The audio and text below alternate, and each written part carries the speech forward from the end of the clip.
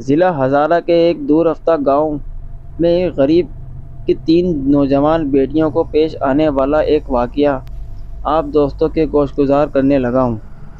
یہ واقعہ اپنی نوعیت کا بہت بڑا حادثہ بھی ہے جو ہمارے معاشرے میں نہ جانے کتنی غریب والدین کو اپنی جوان ہونے والی خوبصورت بیٹیوں کی وجہ سے پیش آتا ہوگا۔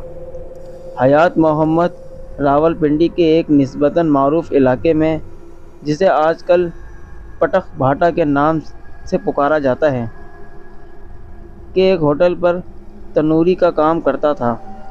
وہ بڑا ہنسمکھ تھا مگر دکھی انسان تھا۔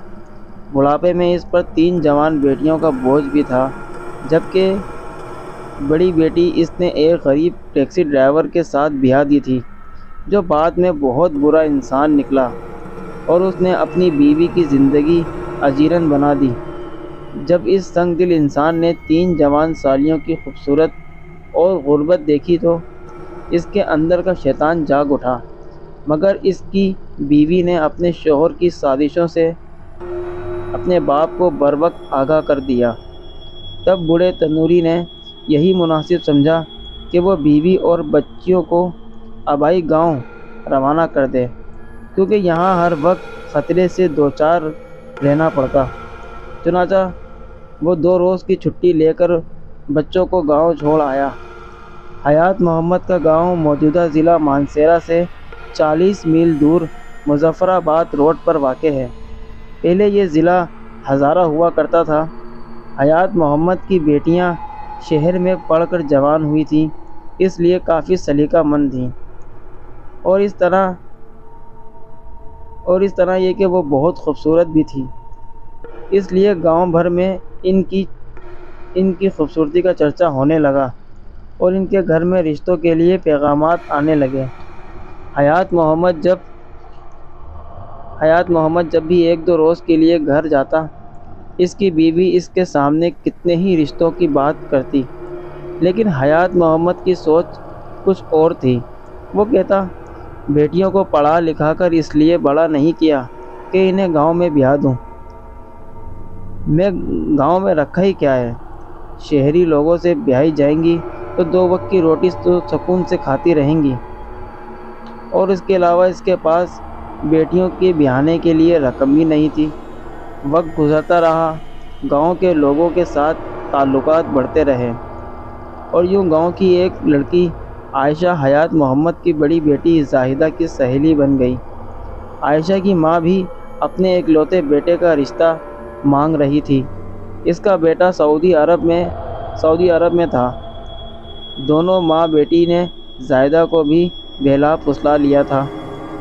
اب زاہدہ کی بھی خواہش یہی تھی کہ وہ اس اچھے گھرانے کی بہو بن جائے۔ اس نے اشارتاً ماں سے 1-2 دفعہ کہا تھا۔ عائشہ نے بھی زور دیا اور اس کی ماں بھی رشتہ مانگنے کے لیے مسلسل آتی رہی۔ تب ایک دفعہ جب حیات محمد گھر آیا تو اس کی بیوی نے یہ رشتہ قبول کرنے کے لیے اصرار کیا۔ اس کی چھوٹی بیٹیوں عابدہ اور شازیہ نے بھی اپنے باپ کو راضی کرنے کی کوشش کی، مگر وہ پھر بھی راضی نہ ہوا۔ اس نے بیوی کو بیٹیوں کو سمجھایا کہ میں اسی گاؤں میں پلا بڑھا ہوں، جتنا میں ان لوگوں کو جانتا ہوں تم نہیں جانتے۔ ان لوگوں نے ہم پر بہت بڑا ظلم ڈھایا ہے۔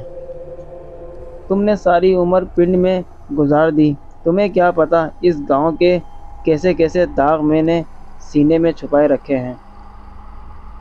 میں نہیں چاہتا کہ میری بیٹیاں ظلم کا شکار ہو جائیں۔ بیٹیاں بھی کچھ سمجھیں کچھ نہ سمجھیں، بالآخر خاموش ہو گئیں۔ عائشہ کی ماں پھر ایک بار آئی، تب حیات کی بیوی نے انکار کرتے ہوئے کہا کہ بچیوں کا باپ نہیں مانتا، آپ لوگ کہیں اور رشتہ تلاش کر لیں۔ عائشہ کی ماں نے ہنستے مسکراتے بات ٹال دی، لیکن اس نے آنا جانا برابر جاری رکھا۔ اس کی بیٹی بھی آتی رہی اور زاہدہ بھی آتی جاتی رہی۔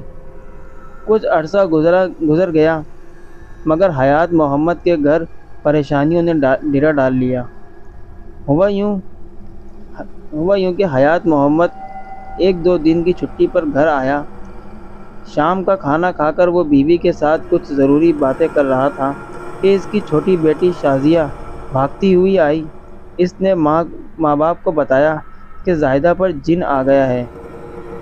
میاں بیوی بھاگتے ہوئے کمرے میں پہنچے جہاں زاہدہ کے ہاتھ پاؤں مڑے ہوئے تھے اور آنکھیں باہر کو ابل رہی تھیں۔